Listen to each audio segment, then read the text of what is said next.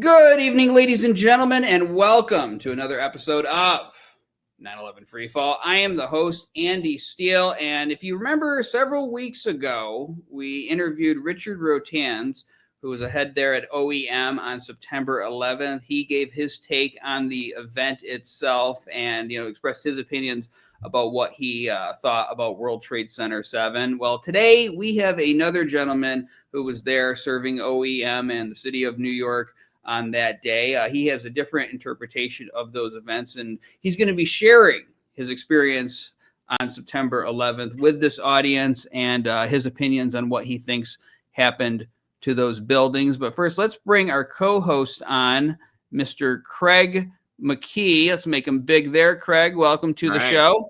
All right. So the gentleman. Thanks, Andy. Thank you. Thank you. Great. You're doing great work here at AE 9/11 Truth, Craig. We couldn't do this without you. Show's more fun too with you here too.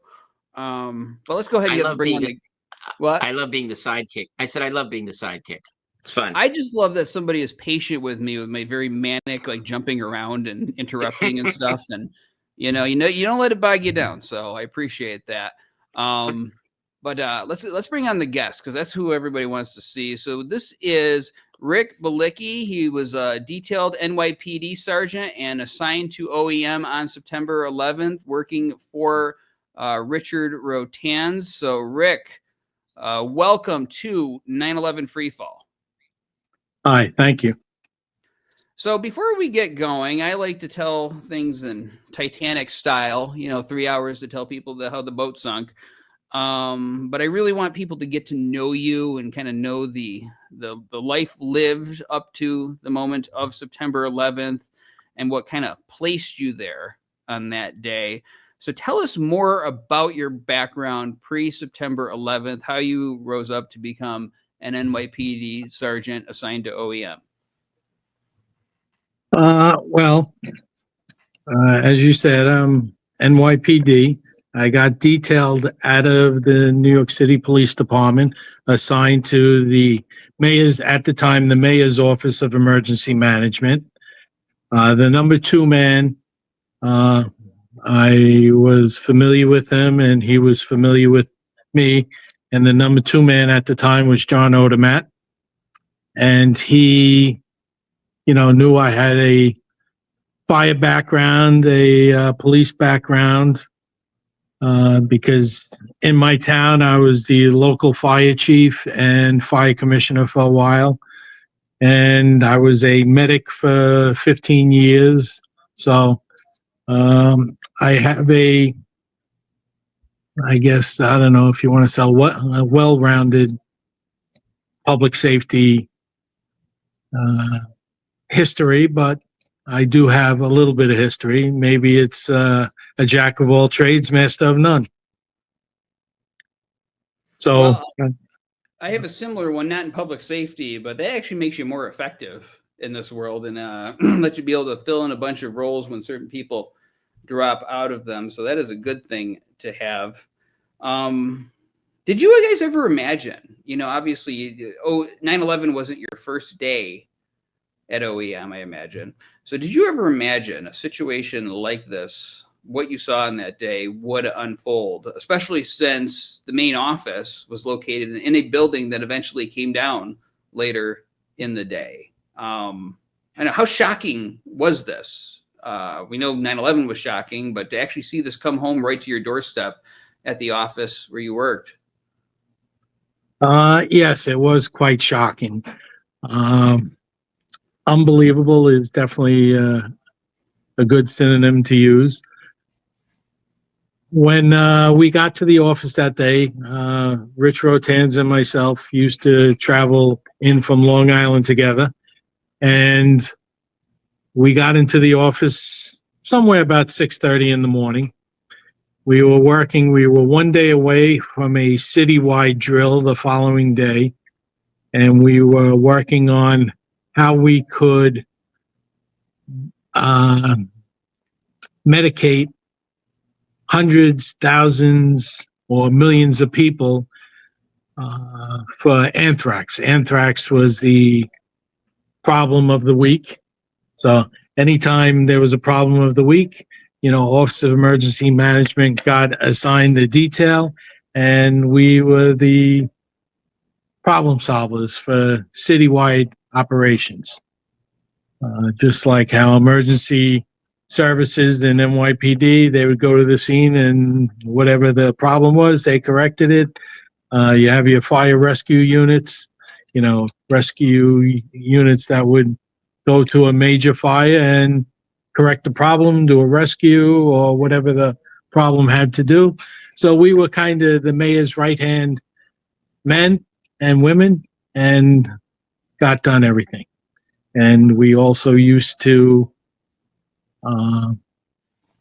like I said, any problems that the mayor had, he would assign it to us and we will hopefully solve his problems.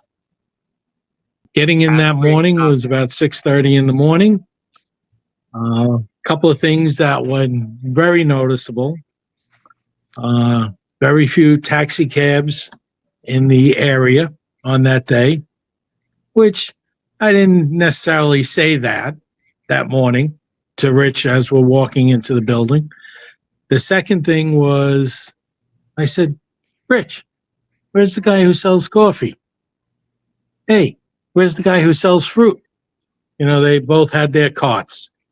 Now, I was working there for quite a long time prior to that, and every day they were both there. Both carts were there.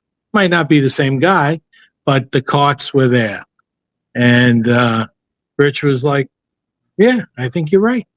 Where are they? So that was a little bit of an issue, but walked into the building and didn't think anything past, wow, it's weird that they're not there. So I guess I have to backtrack a little bit. I guess Monday, no, it couldn't have been Monday. It had to be the week prior. I went into Deputy Director John Odermatt's office. At the time, we were the mayor's Office of Emergency Management. So they were directors and deputy directors, and Rich was a deputy director in charge of planning. But I went into the office of John Odermatt. I said, things are going on around here. Every car, every truck, everything was being dogged and mirrored going into the buildings. And when I say mirrored, they had a mirror on wheels to slide underneath a car or a truck to see if there's anything attached. The dogs went around each vehicle.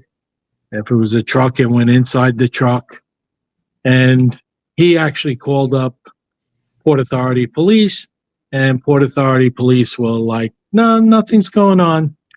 And we both knew that wasn't true. Also, John Odermatt was I believe at the time, a full inspector for NYPD. And here, we both agreed. I didn't know they had certain units there from Port Authority. And what ended up, sorry, I lost you, I think. No, we're still here. We can hear you. Can you hear us? Oh. All right. So, ladies and gentlemen, we had some technical issues with Rick's camera. We've got that straightened out. So I'm going to let you guys pick up where you left off. But Craig had a question. So go ahead, Craig. Yeah, just a quick clarification there. When you mentioned Rich, going in with Rich, just want to clarify that you're talking about your supervisor, Richard Rotanz, who we actually had on our show some weeks ago. But just want to make sure that the people sitting at home know that that's what you meant. Correct? Is that correct? That is correct. Now, Dr. Rotanz, he has his PhD in, I believe, in emergency management. And he was my boss in the city. And then we both went out to Nassau County. He was the commissioner of Nassau County OEM, and I was his deputy commissioner of OEM. Right. And if I could just ask one other quick thing, you mentioned about the anthrax. Um, was that just an exercise when you said you're there to sort of solve problems? Was there a problem, or was it just like just in case we're going to practice this? No, we were getting calls for anthrax, white powder incidents, all over the city. The police department, fire department ending up putting up strike teams to go out, and at a certain point they were getting hundreds of calls a day. Some of them absolutely silly calls. There'd be white powder in front of a bakery. What do bakers use? Flour. So, oh my God, there's white powder on the cement. Call 911. Well, So let me ask you this though, because okay, let's say you've got let's say the president's coming to town. Let's say it was Trump, right? And so there's going to be a lot of protests, and there's going to be a heightened state of possible incidents of violence and stuff. So you go into this heightened state. But you're saying that there's all these incidents happening with white powder, and there's this heightened alert over anthrax previous to September 11th. How normal was this? Is this when did all of this start, or was this just a common thing that would happen from time to time? It was somewhat of a normal happening. New York City never sleeps. That's their motto. We never sleep. And fire department had thousands of calls a day. PD, I don't know. I'm kind of pulling this number out of nowhere, but I think they had like 30,000 30,000 911 calls a day. So. Specifically about anthrax? Because that's pretty hard to get. Okay. I'm sorry, I thought the question was, is this normal? Yes, it's normal that we're responding to 30,000 alarms a day, and maybe 300 of them or 400 might be anthrax calls. It still sounds like a lot. It was a lot. And especially that, people were just saying it was white powder.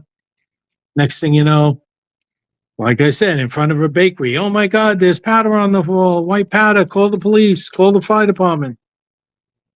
And plus some of the, I know New York statewide, they were just putting powder and sending powder in to any public official.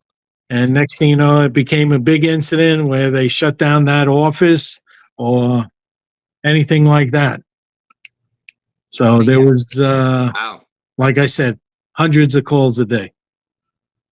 I've seen incidents where police are called, but they're usually fights or a car accident or something like that. I have never in my life ever had to see police respond to anthrax before. So this is shocking to me. You also mentioned about how everything was all the cars were being mirrored and dogged. The dogs are smelling them. They're putting that mirror under the cars. And this was unusual. Did you ever get any kind of answer about why this is? I know you talked to a few people, and maybe this was going to come up in your story, but did they ever say why they're taking these extra steps? I have to say, and I think I would still believe it happens. One agency did not like to talk to other agencies, where FBI possibly wouldn't talk to NYPD, NYPD wouldn't talk to the FBI. And I'm going to say this is my opinion, because they will say, oh, that doesn't happen. But in the law enforcement side of it, everyone wanted the credit. When I say everyone, if PD was the lead agency, they didn't want to give credit to the FBI or the CIA or any other ATF or any other agency. They wanted to make the arrest, and NYPD made the arrest. And if FBI was somewhat the lead agency, handling something, but PD picked up certain parts of it, they didn't like to share. So when we called the Port Authority police to find out what was going on, they no, nothing's going on. It's just a regular day over here. And absolutely not. I mean, if a car was left there more than 2 minutes, it was being towed. I didn't even know they had a motorcycle division. They were riding motorcycles all around the buildings. Like I said, Port Authority tow trucks were there. Excessive amounts of Port Authority police were there. They were all over the When place. what period of time are we talking about? I would say a week to 10 days, and it started to get more intense. You know, A week to 10 days leading up to September 11th, you 9/11. mean? Yes. Well, in Wow. 24 years since the worst alleged terrorist incident in U.S. history, have you gotten an answer on this beyond people just want okay, they want to get credit for the arrest, but did anybody give you an answer as to why, who they were planning to arrest in the days before September 11th? Because it's a pretty darn big coincidence. Well, that 9/11 Port happened. Authority police denied anything was going on. You know, Wow. so how do you, Inspector Odermatt, I'm sure, followed up with other phone calls to NYPD, which is obviously his best resource because being his rank, he would get all the right answers. But what do you do when the agency in charge of that area is denying anything's going on? So besides Wow. yourself, who else was curious about this? Because it seems like if there's some kind of a report of a threat going on, I know the logistics are difficult, and depending on how specific the nature of the threat is, but we all know what happened in the end, at the end of the story. You might want to evacuate the buildings ahead of time or whatever. Was anybody else curious about this besides you, or try to do any follow-up or anything like that? I'm going to say I did my part, bringing it into Inspector Odermatt's office. Like I said, he was the number 2 man in the mayor's office of emergency management. We discussed it. I told him my findings, and he was like, okay, we'll keep on track of it. And then, like I said, that was probably Friday. Monday, the whole agency was kind of involved in that citywide drill that was going to happen on September 12th. And unfortunately got pushed to the side. When I say pushed to the side, I'm talking about what was going on, all the trucks being dogged and mirrored, and so What was the exercise again? What I'm was the sorry. September 12th? What was the September 12th exercise? Oh, we were trying to see how many people we can medicate per hour, per day. We were going to use all the recruits in the police department, all the recruits in the fire department, all the recruits in the EMS academies, and whatever other people we were going to use. So we had, a couple of thousand people lined up, and we were going to use them. And it was simple as handing them a bag of M&Ms or Skittles, or, that's what we were going to use as our, it'd be like coming out of a subway, where they were saying, oh, there was anthrax down there. We're at the base of a subway handing out these packets of Skittles. But obviously, if it was the real event, it would be obviously medication instead of Skittles. I see.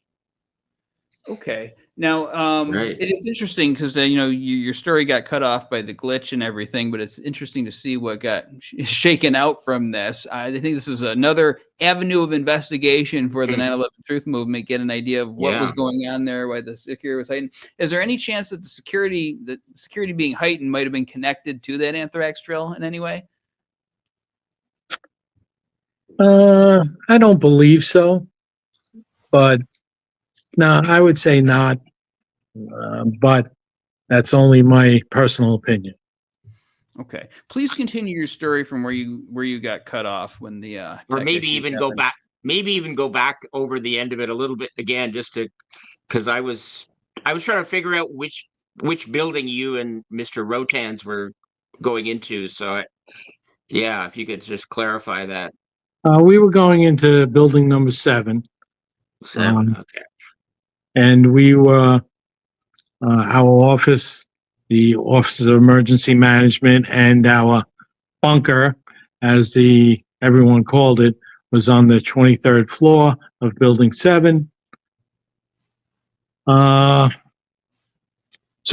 we were going up there, and like I said, about 6:30 in the morning, no coffee cart, no fruit cart, very limited that we could see taxi service in Lower Manhattan. So, I mean, it did spark our thoughts saying, it's kind of weird.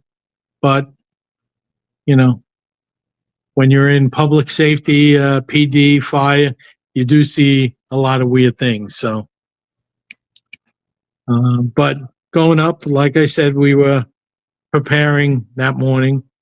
The whole agency was on high alert to get this training done for the next day. And, you know, OEM was using the whole office to use these people to get this test done for the mayor. Wow. Yeah. So so you were going into the building on the morning of September 11th? Did I get that? Correct. Yes. Understand. Were there any other sort of odd things that you saw besides those missing people? Well, once you're up in the building on your floor, you're dealing with the same people every day.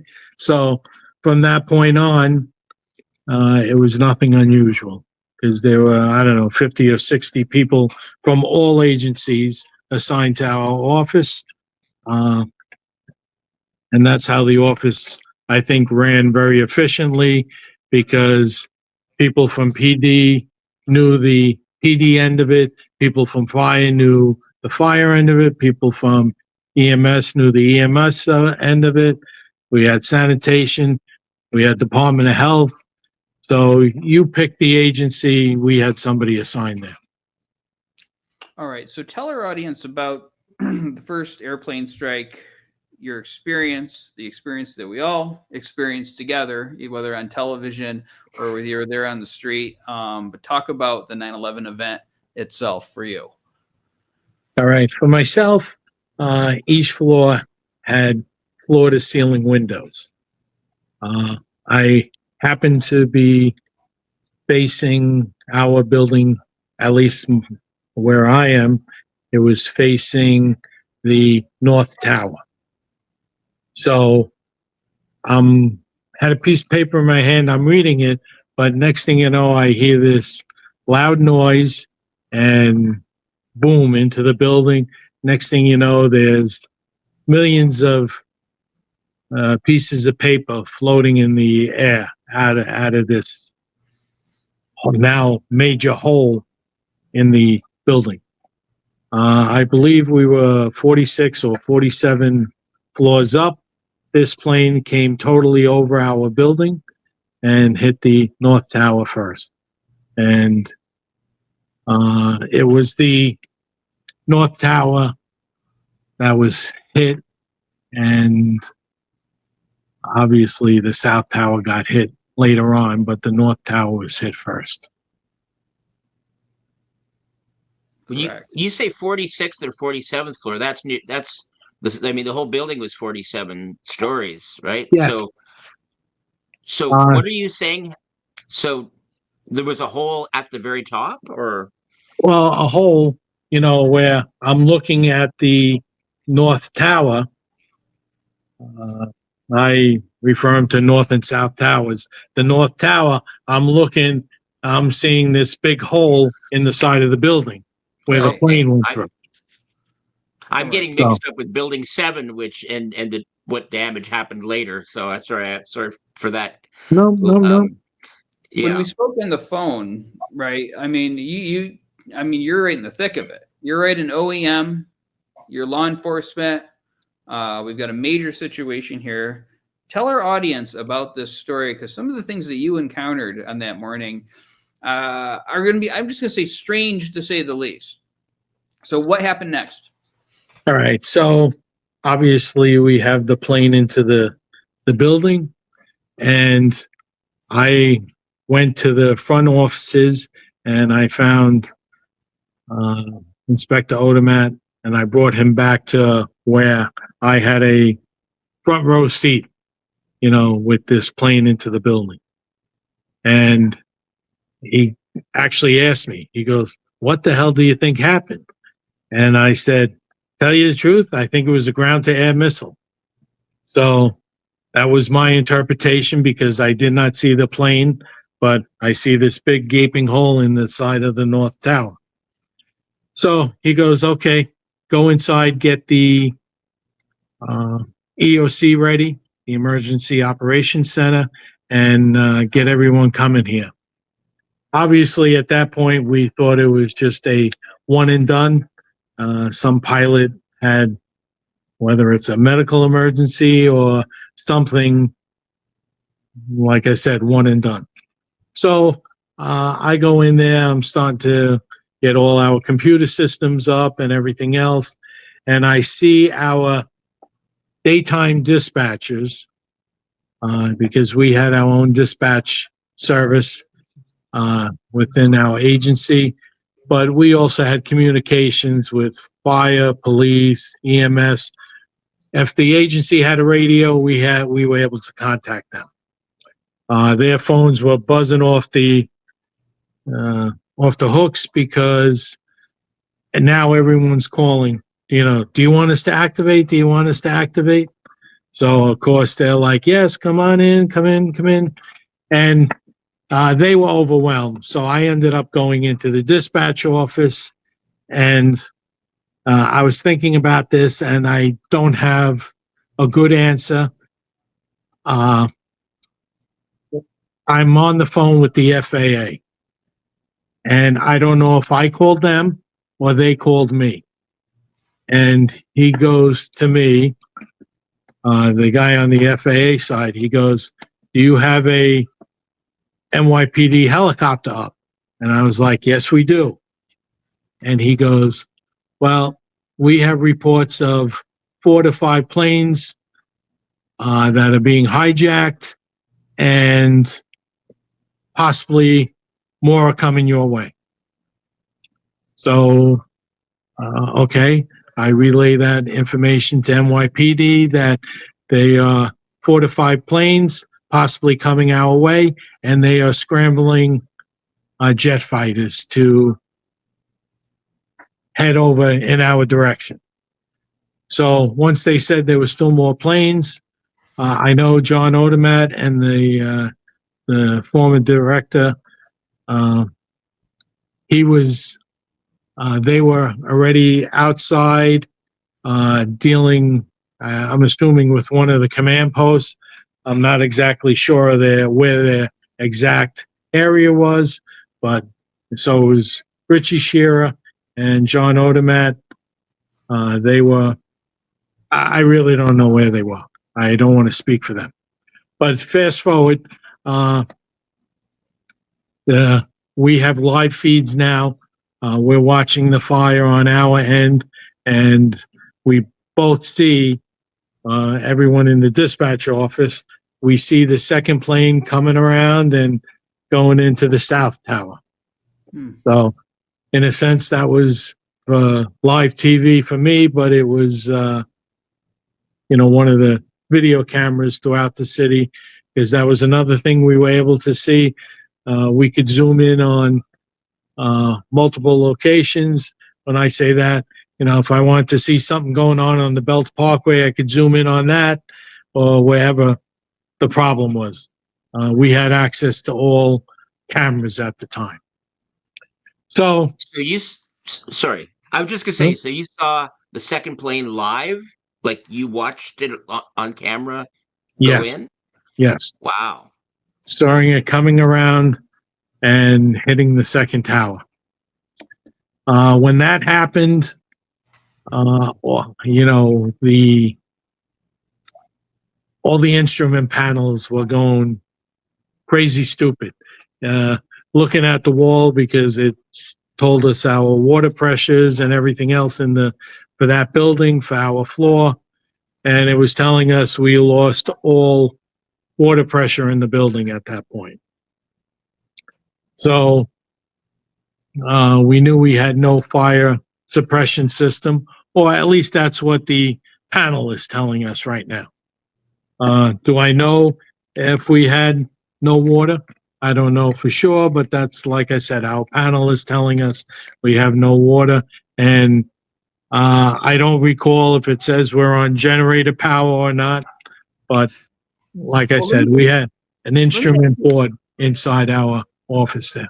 Well, let me ask you a quick question here. The water being cut off to the building, was this before the towers came down? Yes. Wait, When the the second water plane, got cut off from the airplanes hitting. Was it Well- cut off to building 7 or just to the Twin Towers? it was cut off in our building too. You know, By the but airplanes there hitting again, it was just the instrument panel could have been correct. I don't know. But I'm looking at the wall and I'm looking at the other dispatcher. I said, oh boy, we have no fire protection in here now. Okay, I'm going to zero in on this for just a second here, because this is kind of big in our world. Just to be very clear, and I know the diehards who follow us, you're going to want me to be very clear here. So, by virtue of the second airplane hitting the second tower, the water got cut off to Building 7, even though these buildings hadn't come down yet, according to what you were saying. Based on the instrument panel, yes. Right. Now, I know you're not a fire guy. I'm just going to ask you, though. Is there any way in your mind that makes sense to you, that the airplanes hitting the buildings would cause the water? Because what we're told is the water got cut off to Building 7 from the fall of the towers on that day, hitting the street, cutting lines and all of this stuff. How would this make sense? What's a rational explanation for the airplanes going to the buildings and the water being cut off to 7? I'm thinking, I don't know, maybe that, and there again, it's just strictly my opinion, maybe all the groundwater going into the buildings were now going into the north and south tower, using up 7s, it's taking all the water pressure out, and the sprinkler systems are activated, or, I really don't have an answer. And maybe it wasn't true, but my panels were saying there is no fire protection in the building. So possibly because of the firefighting effort. How soon after the airplane struck the second tower did the panel start going crazy and saying you don't have any water pressure? I'm going to say within 30 to 1 minute, 30 seconds to a minute. Wow. That quick. So there's no firefighting going on yet at the second tower, because firefighters are not superheroes. They can't materialize there. No, there's no firefighting equipment, but if on those floors, if the sprinkler system is activated, it's sucking up a lot of water. So maybe, that's why it was sucking up some of the water out of 7 in the local area. Okay. Yeah. And also, also, there again, that's my opinion. I just want to ask you, so when you were on the phone with the FAA, did they tell you that we have other airplanes that aren't accounted for? Yes. Okay. They said they're horrifying to see this other plane coming in, knowing the situation. Right. All right. And at that point, I didn't have communications with the director of OEM or the first deputy director, and that's when I called Deputy Director Rich Rotanz and told him the FAA is telling us there's other planes unaccounted for and they might be heading our way. And that's when he told me, let's evacuate our building / our office. So he wanted our office evacuated. Right. And that was before the second plane strike. No, that was after the second plane. I just didn't get to him before, unfortunately, before the second plane hit. Because, like I said, 1,000 phone calls were coming in at the same time, and which, I think there were only 2 daytime dispatchers and myself in there handling, hundreds of calls. Okay. So you evacuate the building, and now there's a strange incident involving a van. And I actually remember this being referenced very briefly on the day of 9/11, and it was said and then never said again. But here it is coming up again when I talk to you. Talk about the van. Well, the van is down the road a little bit. So if you want me to talk about it, because myself, when I talked to Rich Rotanz, he said, meet me down in the lobby. So I get down into the lobby and we go over the transverse into the North Tower. As we're trying to get into the North Tower, unfortunately, we're stepping over body and body parts to get in there. And we're only in there maybe 30 seconds on the ground level. And the South Tower collapses. So we dig ourselves out, and I come across a police officer who says his buddy, his partner, was just squashed to death. People as close as a foot away from me and Rich were squashed to death because when the South Tower came down, it came through like all the material. Rich and I happened to take cover by one of the columns inside the lobby, and without a doubt saved our lives because everybody else in the lobby were basically destroyed. So fast forward, I take this one guy, police officer, out, and I'm walking him out to an ambulance out on Vesey Street, and basically close the doors, and then I'm going to try and get back into 7 World Trade because on my radio they're saying, to meet or whatever. I'm not even sure what the communications were, but I try and get back into 7 World Trade, and I go in there, and there's a guy at the bottom of the escalators with a long arm or machine gun, and he goes, "You can't come back in here." So I properly identify myself. I'm a sergeant from NYPD. Going on. He goes, "I don't care who you are. You're not coming back in the building." And I have this little 5-shot pea shooter. Am I going to really argue a guy with a machine gun? I'm not. So I leave, and just then, basically the tower collapses, and I dive into a doorway, and basically a lot of building and everything goes by the doorway, which if there wasn't a doorway there, I'm sure I would have been squashed to death with the other people. To clarify, this is the second twin tower that goes down. This is the North Tower collapsing. So and it's building 7. It's building 7 that you're trying to get into. I was, but when he told me I couldn't come back in, right. Now I'm trying to talk on my OEM radio, and they were like, "We have our command post vehicle about 2 blocks away."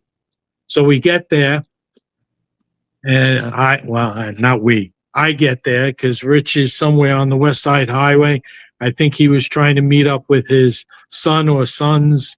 They were FDNY guys.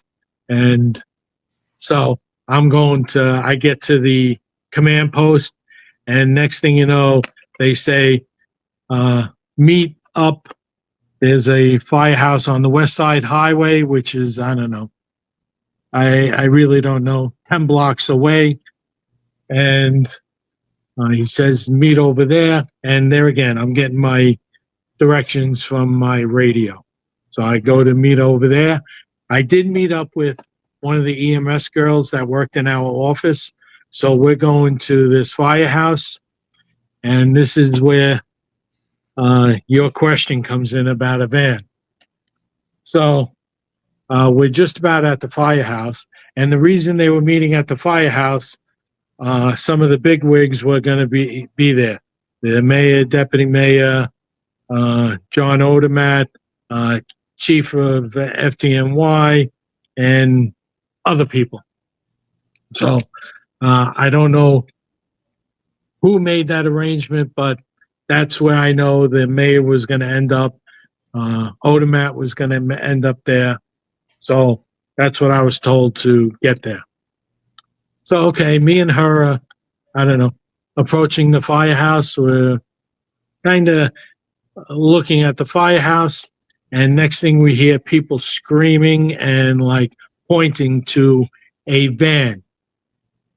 From what I remember of this incident was, I think it was a U-Haul truck. And on the side of the U-Haul truck had a mural. Had the Twin Towers on the side and a plane going into the Twin Towers. And that's why all these people were screaming and sorry. That's okay. All the people were screaming and so I'm kind of stuck between a rock place and a hard place and a rock and a hard place. And I end up pulling my gun out, taking this guy out gunpoint, laying him on the ground right next to the vehicle. And as I'm doing this, I tell the EMS girl that I'm with, I go, we survived the building collapse. We're not going to survive this. I'm assuming it's a truck bomb that, it was just, we were in for another round of explosions, I guess. So a couple of uniformed guys there. I said, cuff him. I go to Odermatt. I told him, in 10 seconds what just happened. He goes, okay, authority of me declare a level 2 mobilization. I had no authority to declare that as a rank of sergeant. So authority of Inspector Odermatt, I'm declaring level 2 mobilization, which that brings in certain things.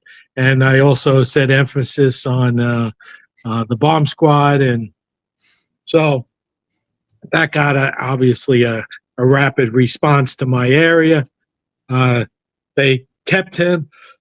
They kept him and kept him in cuffs, and he was taken away. The truck was cleared. The truck was completely empty in the back, but the mural on the side of the truck definitely made a lot of people nervous. Well, let me ask you something really quick. Because now I'm actually around a lot of U-Haul trucks because there's a warehouse near me, and I don't stare at them or whatever. But sometimes the corporation has different designs on them, and I noticed this with companies. They'll put some kind of unique design depending on the area where they're at. When you say a mural, is this something like an artist with spray paint or whatever painted on it, or is this something that's very corporate and stamped on there like it came from U-Haul itself? I'm sure it came from U-Haul. I'm sure it was probably a vinyl pattern on the side. Okay. There's one of, I think the videos you guys show, there's a short, I'm going to say 10-second video of a truck. It wasn't a U-Haul truck, but it did have a plane going into the World Trade Center. I don't know if you've ever seen that video. This is a different truck from the one that you encountered on that day? I'm going to say yes, because I want to say mine was more than likely a U-Haul truck, because the only thing I was able to find out about it, it was rented in Jersey, and this poor schmuck who probably had to change his pants with a gun in his ear, he said he rented it in Jersey, but I wasn't going to discuss it with him there. That was what the detectives took him away for, to find out if he was actually legit or not. All right. There was not much follow-up, only because he was not, they did not hold him. They did release him. All right. So when you say U-Haul, it's almost like no any kind of plastic wrap. I always say saran wrap, regardless of what company made it, right? Because it's burned in my mind. Now, U-Haul, they typically have the words U-Haul on the truck. They like to advertise that this is their truck that's being used when you see it on the road. Was this very clearly from the U-Haul company, or are you saying U-Haul just sort of as a description of its appearance, but Somewhat as a description, but okay. The guy did say he rented it from Jersey and he was coming in to do business. And he didn't say what business from which No. I was not interested in that. That's what we have detectives for to, right. So, right. So it's not necessarily from the U-Haul company. It was just a truck that looked like the same kinds that U-Haul uses, correct? Correct. Okay. All right. That's interesting. And the mural, did it look like, you say vinyl, but did it look like an artist painted this, or did it look like somebody, like it was like a sticker that was put on or something like that? I would probably have to say a sticker, but 25 years later, I can't tell you. All right. And what was there again, I think it was one of possibly your films you have shown in the past. There's probably a 10 or 15-second clip of a box truck that has a plane going into the World Trade Center.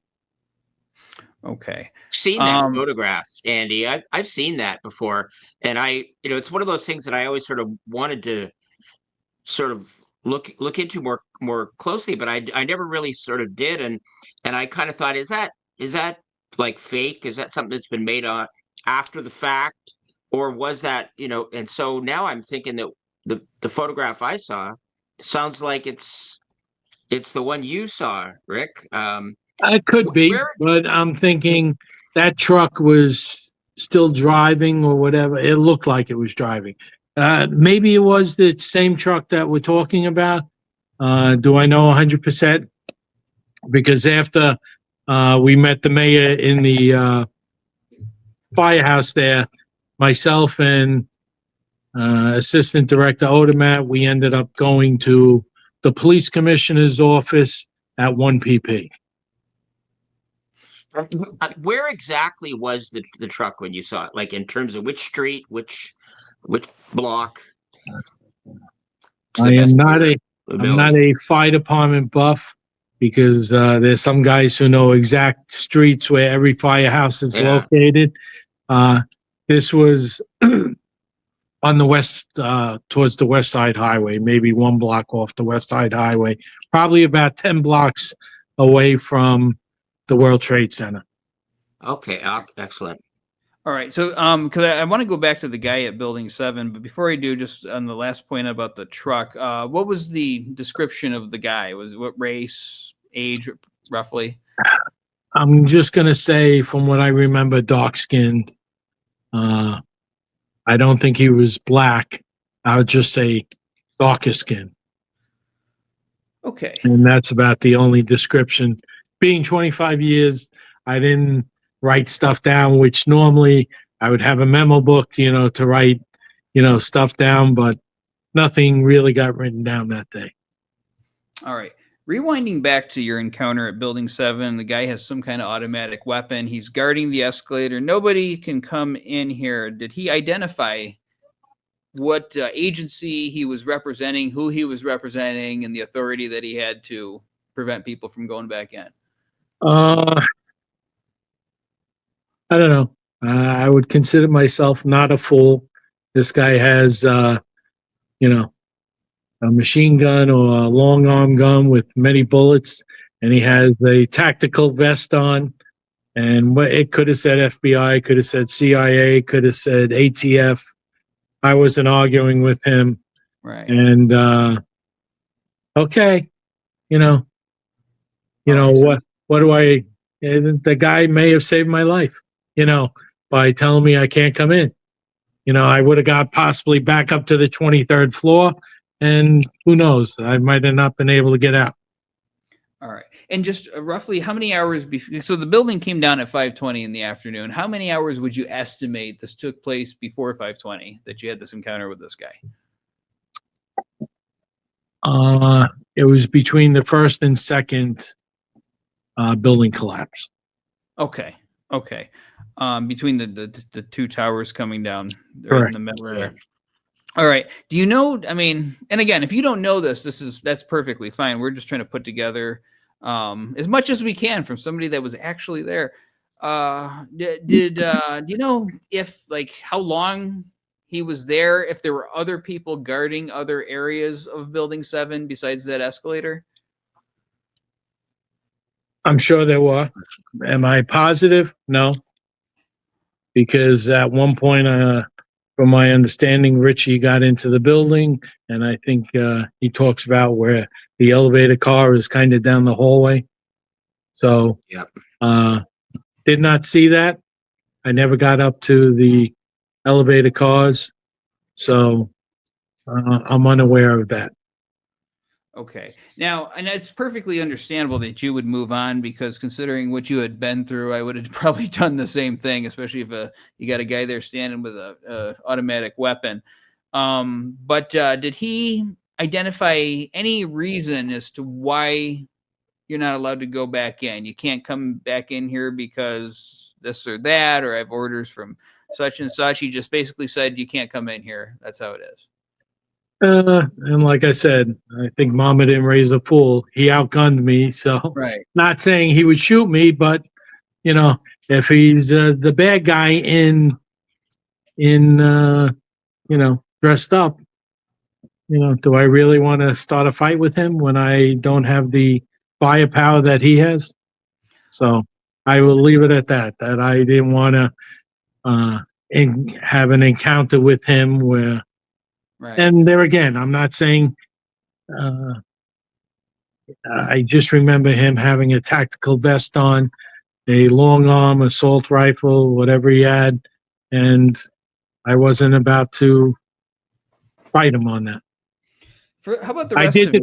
I did identify myself. I believe I used to have a shield around my neck, so I probably identified myself clearly. And he says, "You're not going in?" Okay. There must be some kind of authority to say that to a police sergeant. A police sergeant identified himself to me, I'd be like, "Oh, I guess you're doing what you want." But this guy is telling you you're not going in, and seems to think he has the authority to say that. So it must be some pretty high position. As for the rest of his appearance, so he's got a flak jacket. You don't know if it was identifying any kind of agency. But how about the rest of his appearance? Was he dressed up in a suit? Did he have like a shirt jacket on? Like what was the rest of that like? Unfortunately, I really can't answer that question. Okay. I do remember, him outgunning me, and that's the way I left it. Okay. And then one last question, just, his overall physical appearance, did he have short hair, long hair, colored hair? What race was he? I'm going to say a white guy, but there again, I wouldn't swear to it in court.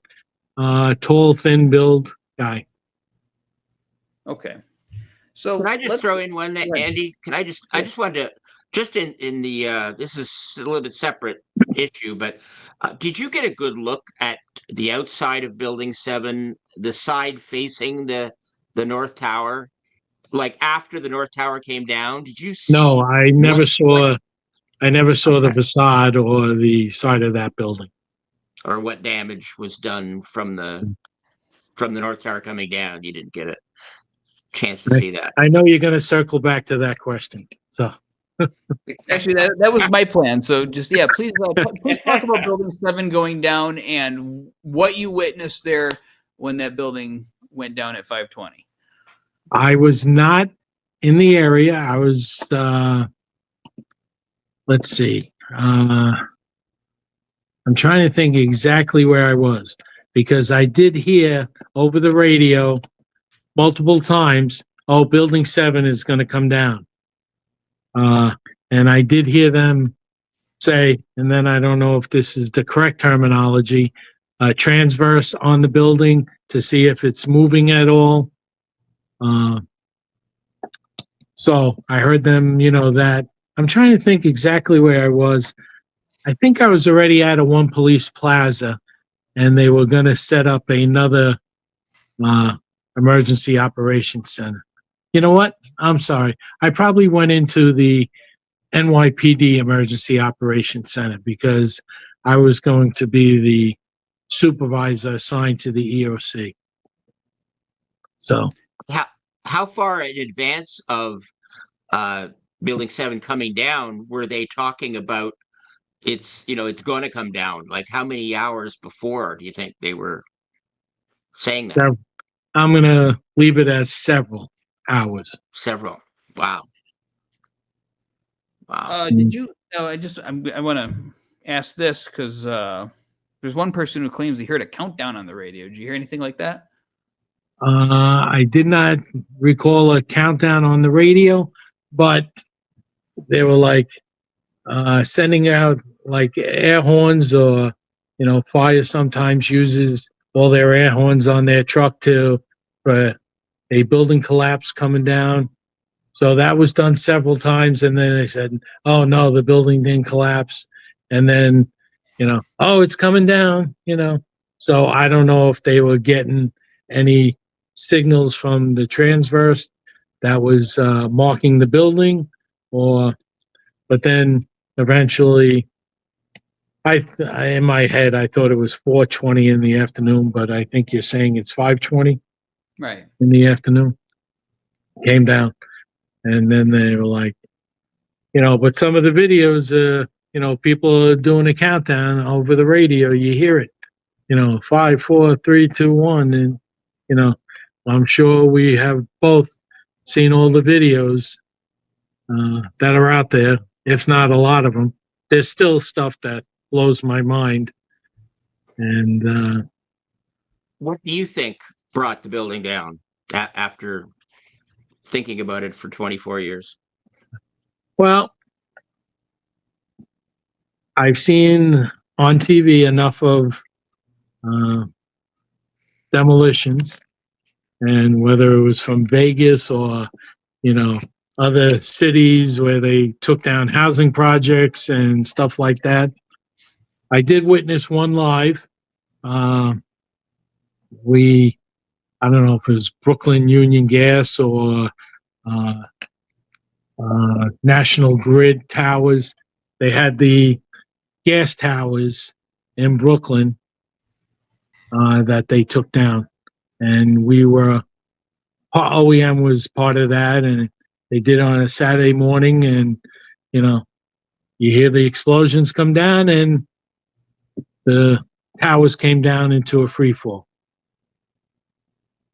So, I'm sorry, the gas towers. And did you hear any explosions before any of the 3 buildings came down that might sound like they came from the buildings? To me, it's kind of funny.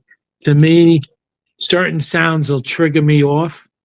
But if you were to ask me that day, I didn't hear anything, with the exception of the original plane coming over our building. Right. But certain sounds trigger me off, but I really don't remember any sounds or smells or taste. But I could be somewhere, and especially in the first 5 and 10 years, I would hear a certain sound, and it would set me, unfortunately, to the side of the road crying, Wow. in my car. Getting back to Craig's question about Building 7, after having witnessed controlled demolitions, 24 years of being able to think about this incident, reviewing what AE 9/11 Truth has put out along with others, I guess I just want to finish that thought on Building 7. What do you think about the possibility that this could be a controlled demolition? Well, it's funny because me and Rich Rotanz have talked about this, and I mean, I can't compare your education to my education, especially all these architects.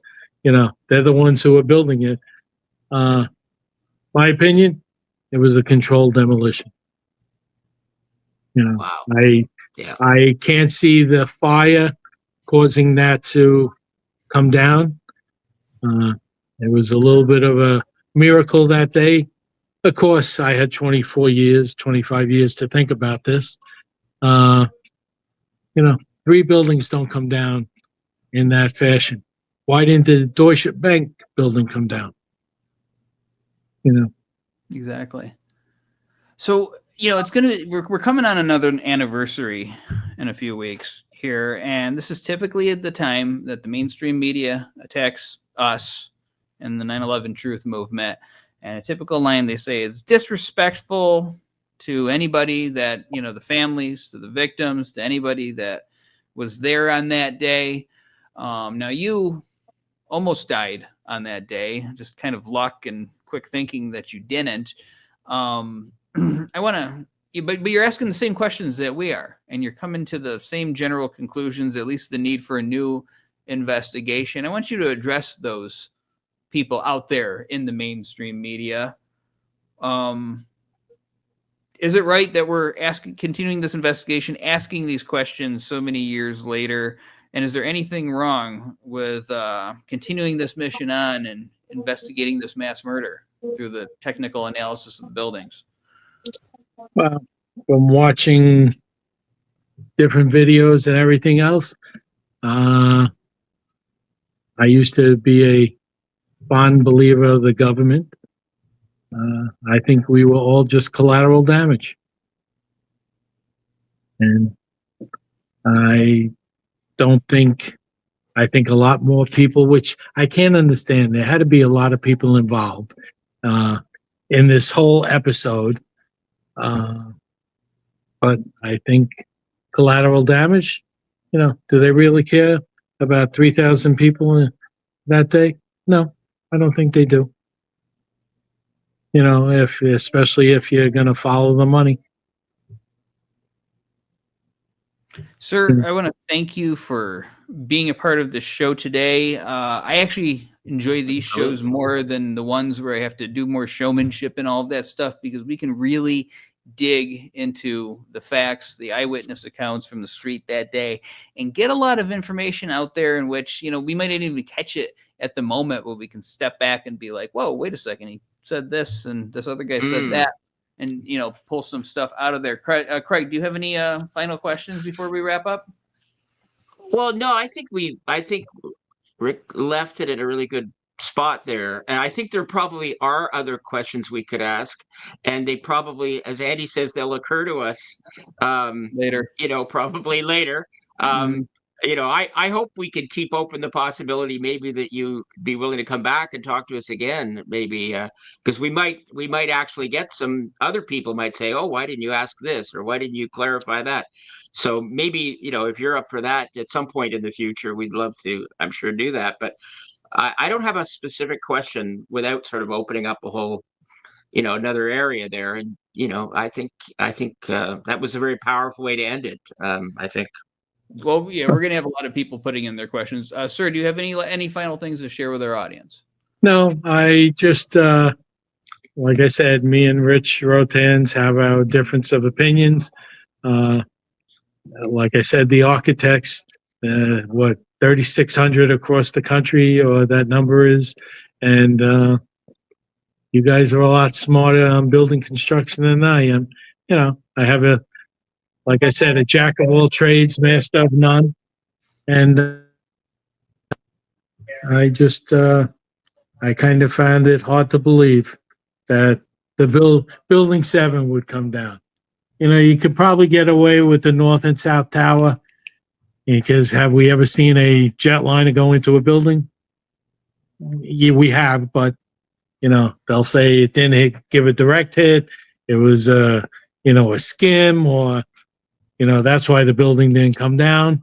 But like I said, I feel there's no reason for Building 7 to come down, except a controlled demolition. Well, sir, thank you so much for Yeah. coming on 9/11 Free Fall today to share your story and your thoughts with us. Okay, hopefully it helps you.